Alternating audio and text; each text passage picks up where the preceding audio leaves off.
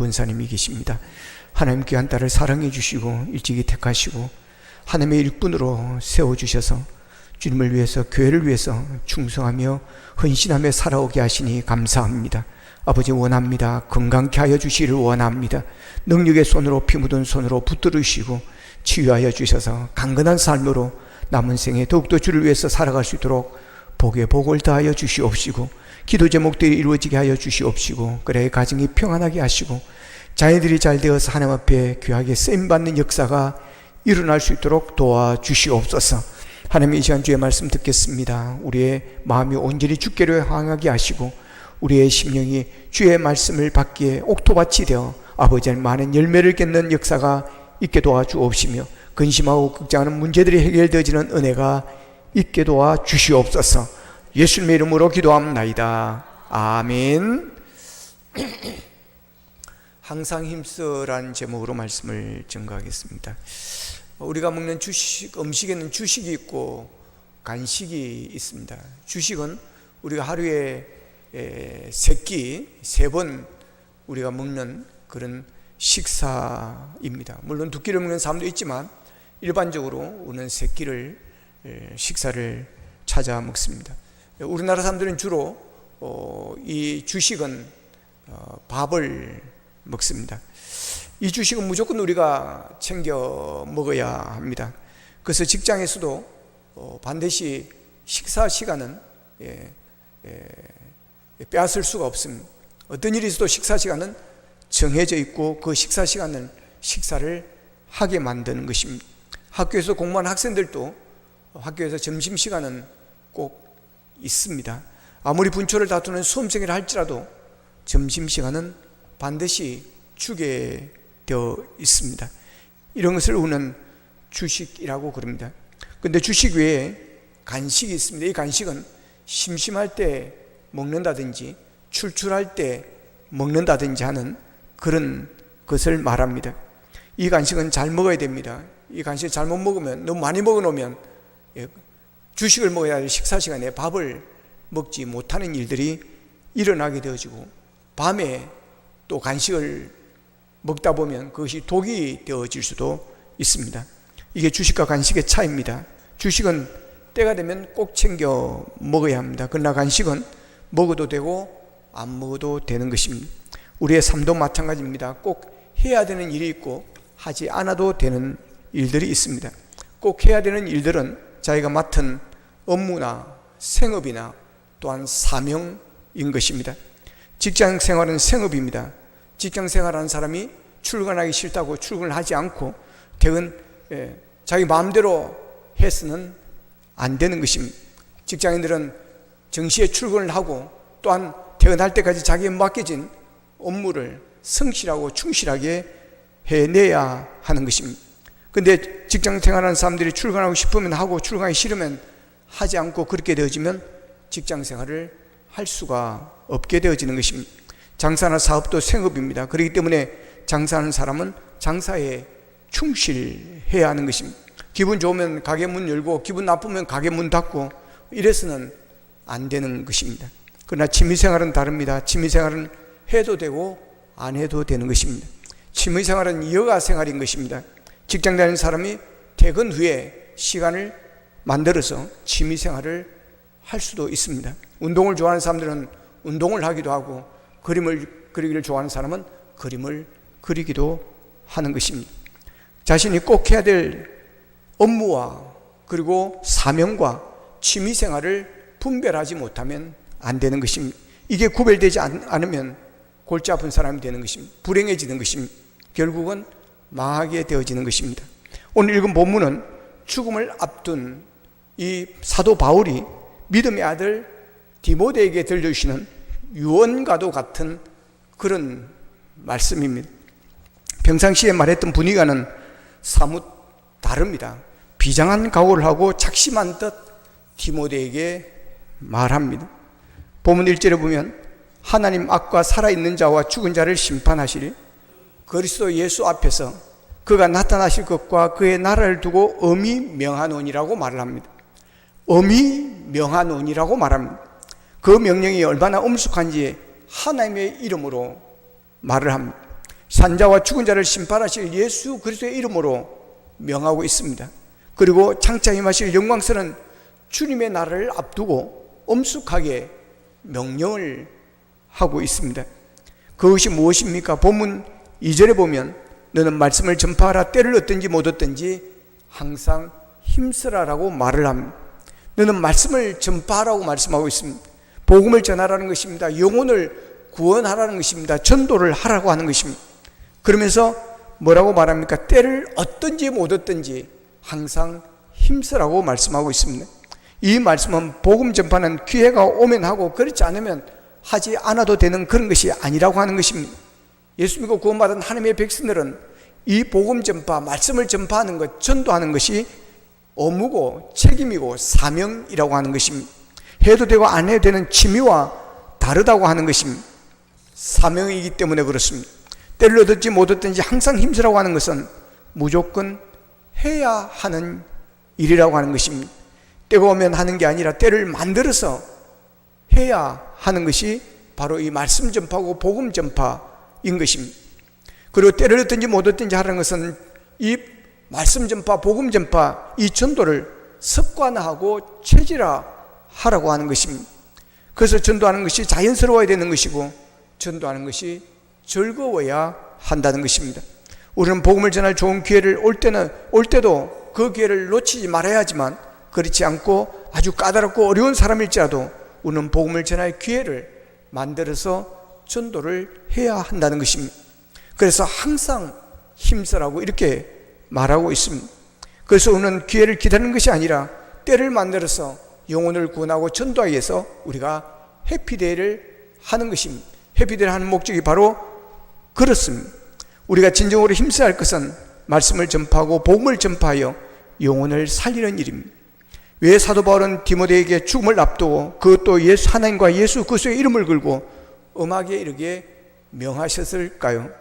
하나님의 부름받은 사도로서 가장 본질적이고 가장 소중하고 가장 우선순위를 두어야 할 것이 바로 이 일이기 때문에 그렇습니다. 예수 그리스도의 복음이 얼마나 놀라운 비밀인가를 이 사도 바울은 깨달았기 때문인 것입니다. 바울은 예수님을 만난 후에 오직 예수 그리스도의 복음을 전하기 위해서 모든 것을 다 그랬습니다. 심지어 자신의 생명까지도 올인을 했습니다. 영광스러운 복음을 위해서라면 자신이 저주를 받아 지옥에 가는 일이 있다 할지라도 우리의 백성을, 자기의 백성 유대민족을 구원받고 그리고 열방이 구원받기를 사모하며 갈망하였던 것입니다. 바울의 이 복음 전파에 대한 열정은 활활 타오르는 활화산과 같았습니다. 왜 그런 것입니까? 영혼 구원의 시급성이고 또한 전도의 시급성인 것입니다. 그만큼 때가 급하다고 하는 것입니다. 우리가 살아가면서 가장 시급하고 가장 급한 상황이 언제일까요? 생사를 다툴 때입니다. 삶과 죽음의 갈림길이 있을 때입니다. 영상을 하나 보겠습니다.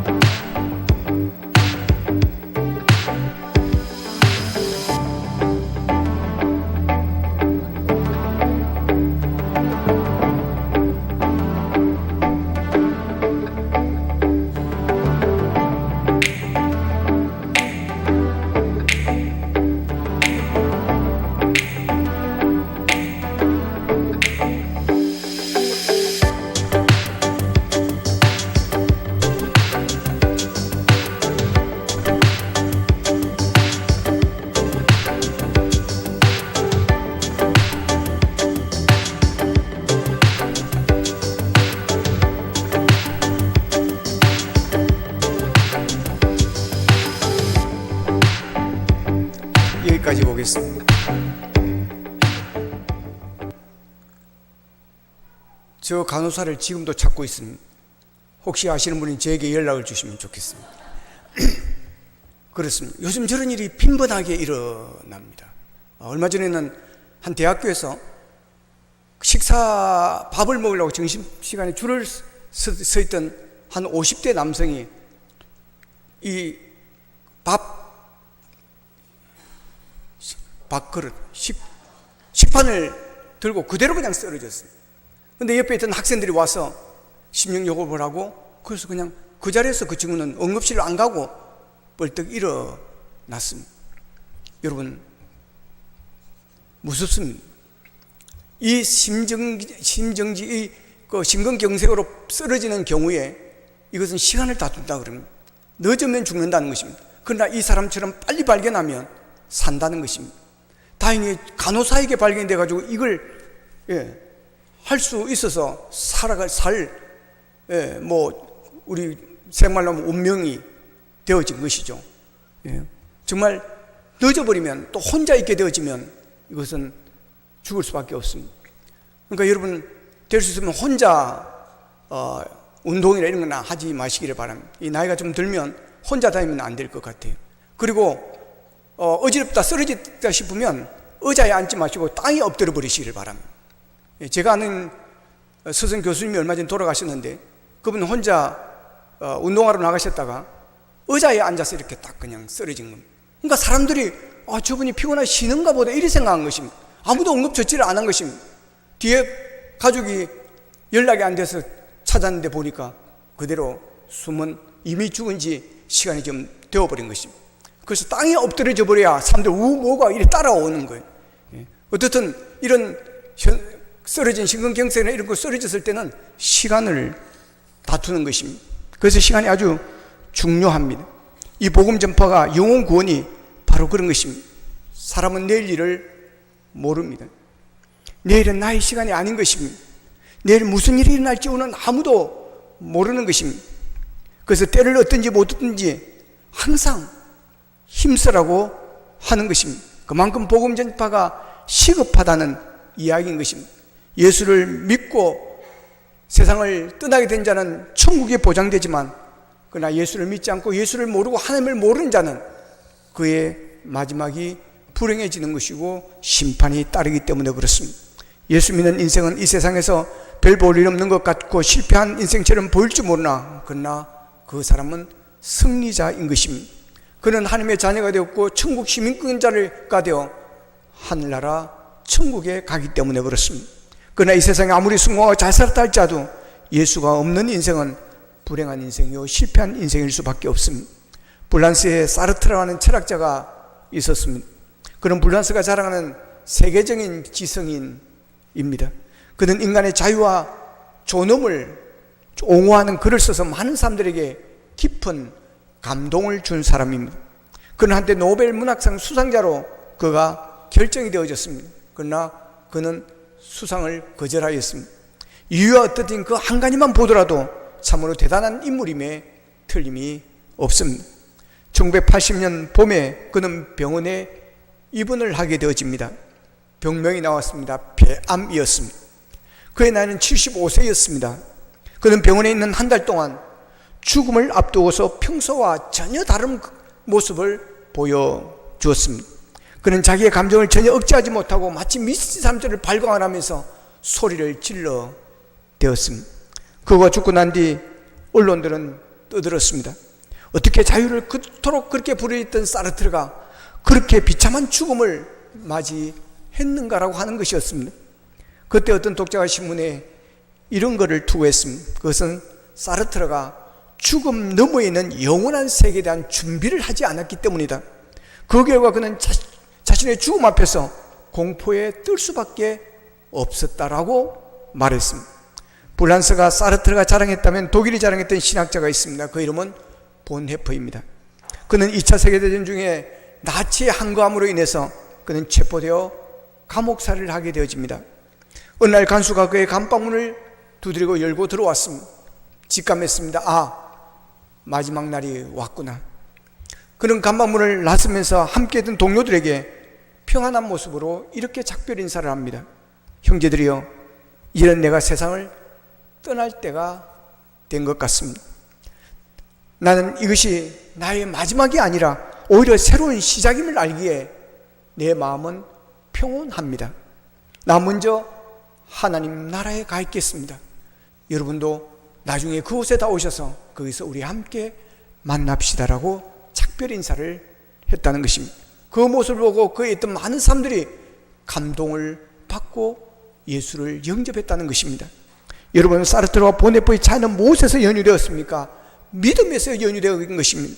예수가 있느냐 예수가 없느냐의 차이였습니다. 천국 시민권자와 시민권자가 아닌 자의 차이였던 것입니다. 사르트르는 무신론자였습니다. 그는 하나님을 알지 못하였고 예수님을 영접하지 않았습니다.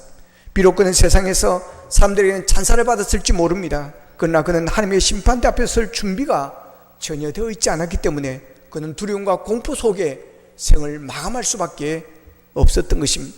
그러나 보네포는 달랐습니다. 그에게는 분명한 믿음이 있었습니다. 천국에 대한 소망의 확신이 있었습니다. 비록 39살이라는 젊은 나이에 자신의 삶을 마감했지만 또 감옥 속에서 모진 고문을 당하였지만 그는 영원한 소망 가운데 아름답게 작별 인사를 하며 그는 하나님 나라로 갔다는 것입니다. 그는 믿음을 따라 살다가 믿음을 따라서 자신의 삶을 아름답게 마감하였습니다. 여러분, 하나님께서 기뻐하시는 것이 무엇이겠습니까? 여러분, 진정한 복이 무엇이겠습니까? 사르트르가 보여줬던 것 같은 예리한 지성일까요? 감동적인 글을 쓰는 재주일까요? 사람들로부터 많은 존경받고 명성을 얻는 것일까요? 그렇지 않다라고 성경은 말합니다. 믿음으로 사는 것입니다. 예수 믿고 구원받는 것입니다. 그래서 죄 사함 받고 하나님의 백성이 되어지는 것입니다. 예수님이 말합니다. 내가 길이요 진리요 생명이다. 예수님이 길이라는 것입니다. 예수님은 유일한 천국 가는 길인 것입니다. 예수님을 통하지 않고는 하나님 나라로 갈 수가 없습니다. 예수님은 죄 없으신 예수님께서 우리의 죄를 대속하시기 위해서 그분이 천국 길을 열어주시기 위해서 십자가에 못 박혀 죽으심으로 인하여 피와 물을 다 쏟으심으로 말미암아 우리의 죄를 흰 눈보다 더 희게 씻어주심으로 우리가 천국 문을 들어갈 수 있게 됨을 믿으시기를 바랍니다. 복음은 모든 믿는 자에게 구원을 주시는 하나님의 능력이 되십니다. 그래서 복음을 좋은 소식이라고 하는 것입니다. 누구에게나 이 복음은 기쁜 소식인 것입니다. 그러므로 우리는 힘써 이 복음을 전해야 하는 것입니다. 다른 길이 있다고, 방법이 있다고, 우리를 구원할 다른 사람이 있다고 말하는 사람들은 이단인 것입니다. 오늘 보면 3절 4절에 보면 이렇게 말합니다. 때가 이르리니 사람이 바른 교훈을 받지 아니하며 기가 가려워서 자기의 사욕을 따를 서성을 많이 두고 또 그 귀를 진리에서 돌이켜 허탄한 이야기를 따르리라라고 말을 합니다. 여기 보면 때가 이르니라고 말합니다. 그 때가 언젠가 사람이 바른 교훈을 받지 않을 때라는 것입니다. 교훈이라고 번역된 헬라어 다다스 칼리아는 교훈 외에도 가르침, 교훈이라는 뜻이 있습니다. 바르고 건전한 가르침을 사람들이 거부할 때가 온다는 것입니다. 요즘 시대가 그렇습니다. 사람들은 진짜 복음 듣기를 거부합니다. 진리를 듣기를 거부하고 있습니다. 왜냐하면 자신들의 죄가 말씀 가운데 드러나기 때문인 것입니다. 그래서 정통 교리를 거부하고 자신의 귀를 즐겁게 하고 마음의 면죄비를 주고 자신의 머리에 이해가 되어지는 말씀만 그들은 들으려고 합니다. 그래서 바울은 귀가 가려워서 자기의 사욕을 따를 스승을 많이 두고 또 그 길을 진리에서 돌이켜 허탄한 이야기를 따르리라라고 말하는 것입니다. 듣고 싶은간 듣는 것에서 멈추지 않고 아예 진리에서 돌이켜 허탄한 이야기를 따른다는 것입니다. 이것이 바울이 예언한 어떤 때의 현상인 것입니다. 진리에서 떠나 허탄한 것을 쫓아다니게 된다는 것은 요즘으로 말하면 이단에 대한 경고의 말씀이기도 합니다. 오늘날 이단들이 얼마나 난리를 치는지 모릅니다. 얼마나 열심인지 모릅니다. 그래서 많은 사람들이 그 유혹에 넘어갑니다. 기존 교회들이 성장이 멈추는 게 아니라 지금 감소하고 있습니다. 한국교회는 지금 엄청나게 감소 추세로 가고 있습니다. 교회의 절반이 넘는 교회 학교가 문을 닫았습니다. 그런데 이단들은 성장하고 있습니다. 얼마나 열심히 전도하는지 모릅니다. 정말 한번 붙었다면 진돗개가 아니라 물귀신처럼 그들은 전도합니다. 그러면서 많은 기독교인들이 훈련되어 있지 않은 기독교인들이 넘어갑니다. 사도 바울은 디모데에게 편지 보면서 이런 때가 이럴 것이라고 예언을 했습니다. 그래서 거기에 진리에서 돌이켜 허탄한 이야기를 따르리라고 한 것입니다. 그러기에 이단을 우리는 조심해야 됩니다. 이단을 경계해야 됩니다. 어떻게 경계하는 것입니까? 요한이서 10절에 보면 이렇게 말합니다. 같이 읽겠습니다. 시작. 누구든지 이 교훈을 가지지 않고 너희에게 나아가거든 그를 집에 들이지도 말고 인사도 하지 말라. 아멘.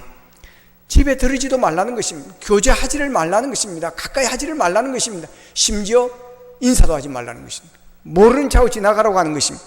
왜냐하면 아는 척 해놓으면 신천지는 달라붙습니다.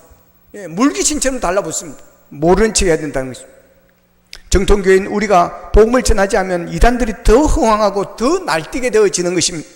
그러면 많은 사람들이 이단을 통해서 불행해지고 가정이 파탄되어지는 그런 일들이 일어나는 것입니다. 그래서 사도 바울은 때를 얻든지 못 얻든지 이 복음 전파 일에 힘써야 한다고 하는 것입니다. 이단보다 더 우리가 열심히 전도하고 복음을 전해서 이단에 넘어가는 자가 없게 하라고 하는 것입니다. 오늘 본문 2절에 보면 우리가 전도할 때 가져야 될 자세를 이렇게 말합니다. 범사에 오래 참음과 가르침으로 경책하며 경계하며 권하라 그럽니다. 이것을 쉬운 성경에서는 이렇게 말합니다. 언제 어디서나 항상 하나님의 말씀을 전하십시오. 사람들에게 마땅히 해야 할 일을 가르치고 잘못을 바라잡아주며 격려해 주십시오. 끝까지 참고 그들을 잘 가르쳐야 합니다라고 말합니다. 범사에 오래 참으라고 말씀을 하시고 끝까지 쉬운 생각은 참으라는 표현을 썼습니다.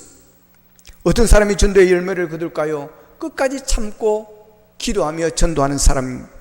우리가 전도를 하다 보면 준비된 영혼들이 있습니다. 이런 것을 우리는 이전에 익은 고구마라고 그렇게 표현을 했습니다. 교회 한번 가자고 하면 그냥 쉽게 따라오는 사람들이 있습니다.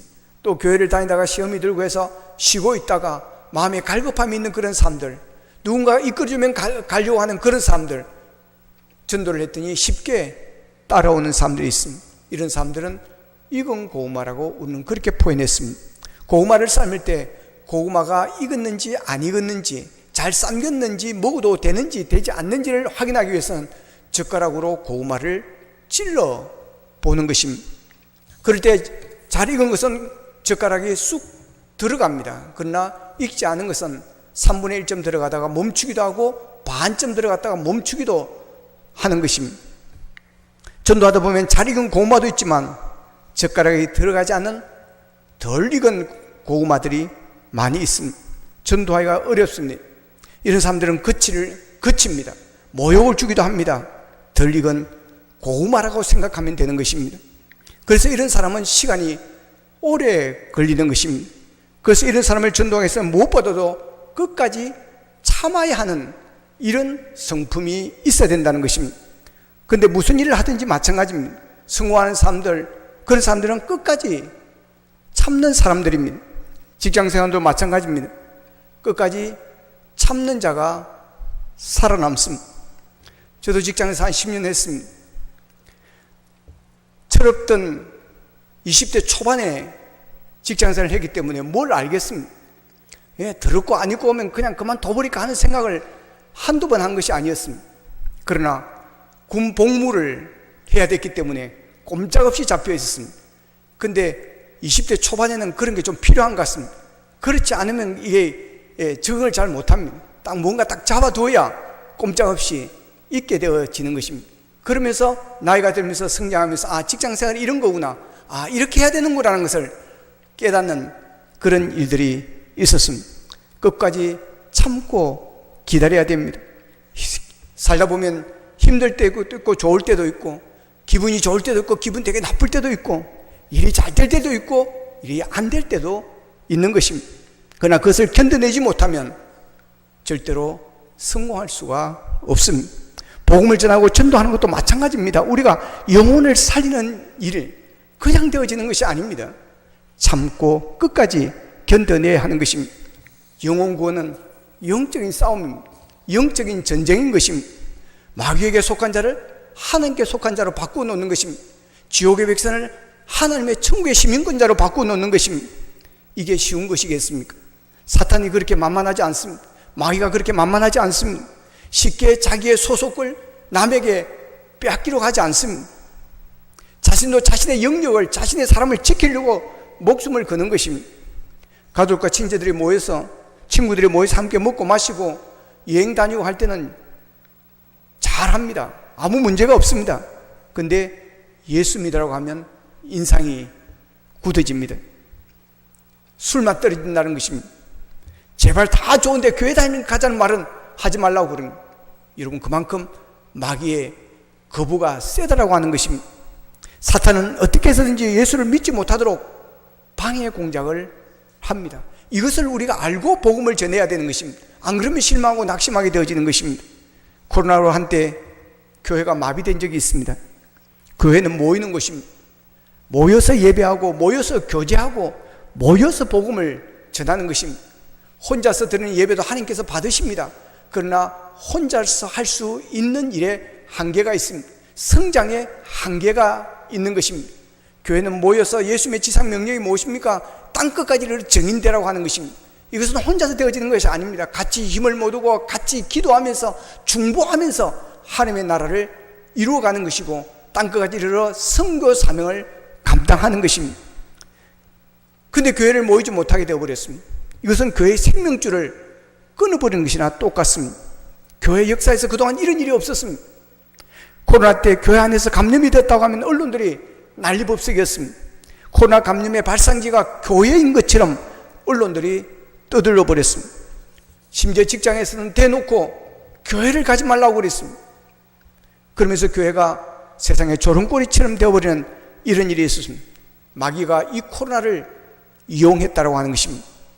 그래서 한국교회가 세상 사람부터 오히려 지탄의 대상이 되어버리는, 그래서 모이는데 동력을 잃어버리는 그런 일이 일어났습니다.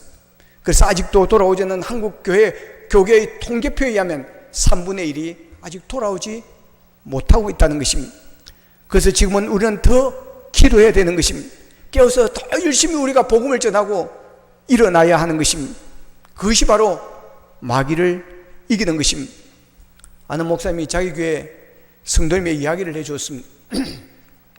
교회 한 권사님의 이야기인데, 그 권사님의 이름부터 범상치 않습니다.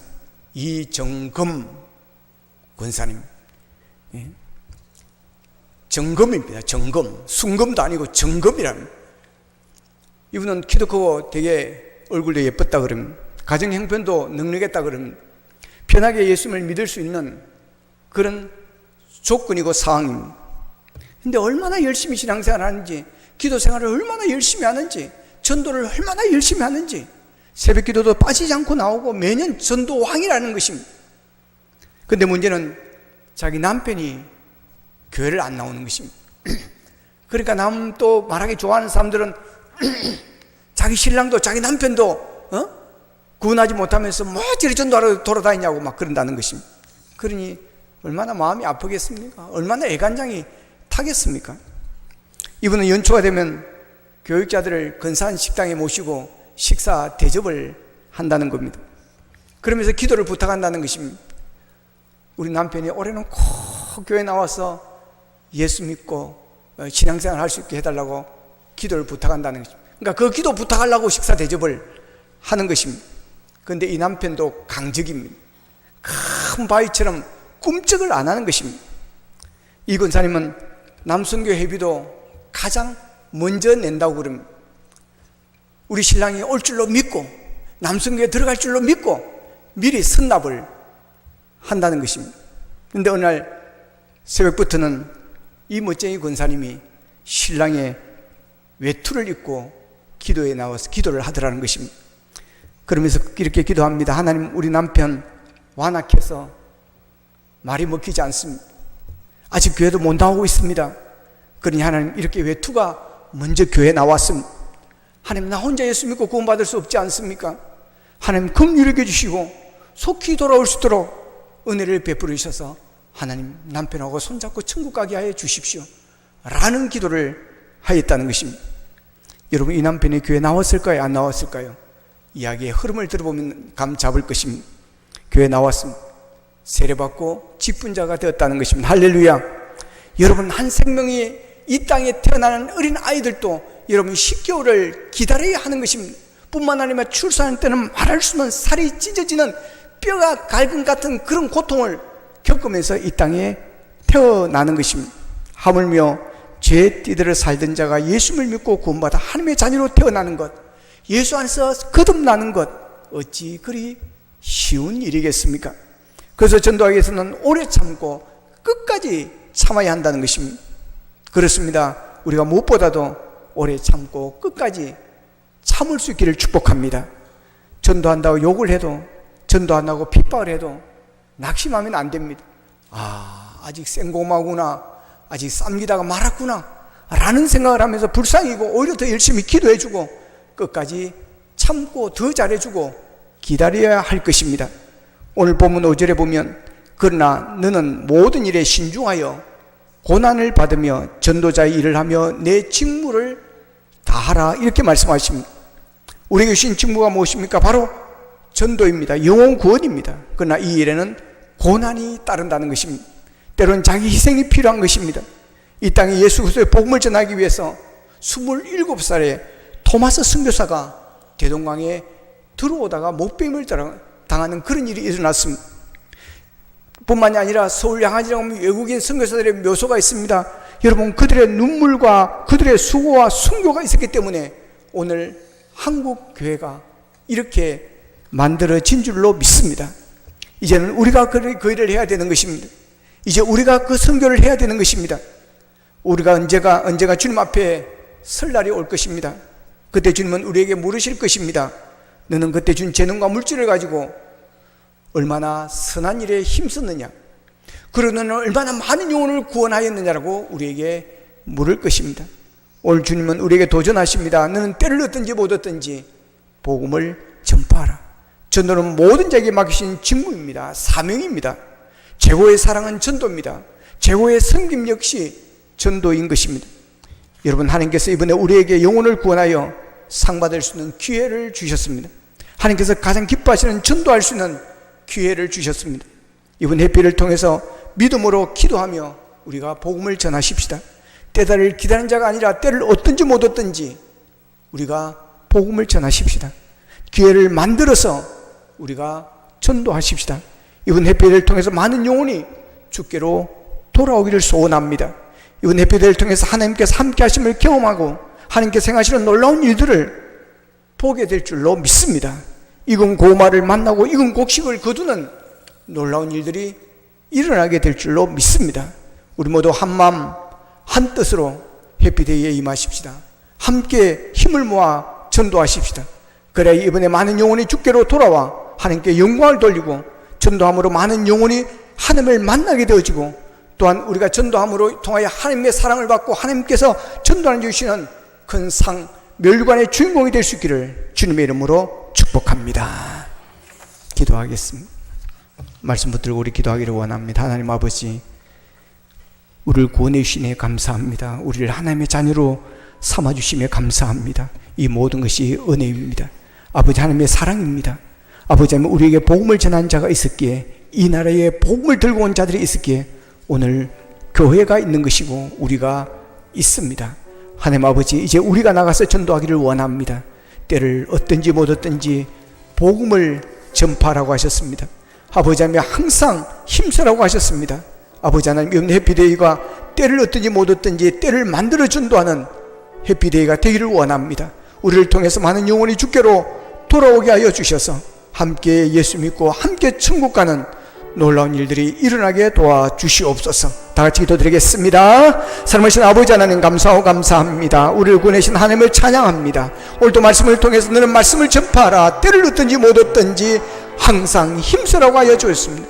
아버지 하나님, 우리가 해야 될 일들이 많지만 꼭 해야 되는 이 사명 감당하게 하여 주시옵소서. 아버지 하나님 앞에 섰을 때 우리가 상급받는 주인공이 되어지기를 원합니다. 하나님, 나의 상급이 이런 사람입니다라고 사도 바울처럼 말할 수 있도록 도와주시를 원합니다. 하나님 아버지, 아직도 주님을 모르는 자들이 많습니다. 하나님을 모르는 자들이 많습니다. 아버지, 어떤 게 진리인지 모르고 따라가는 사람들이 많습니다. 아버지 하나님, 우리가 복음을 전하고 예수를 전하여 아버지, 저들의 진리의 길, 생명의 길로 함께 갈 수 있도록 도와주시옵소서. 이번 해피데이가 축복의 시간이 될 수 있도록 도와주시옵소서.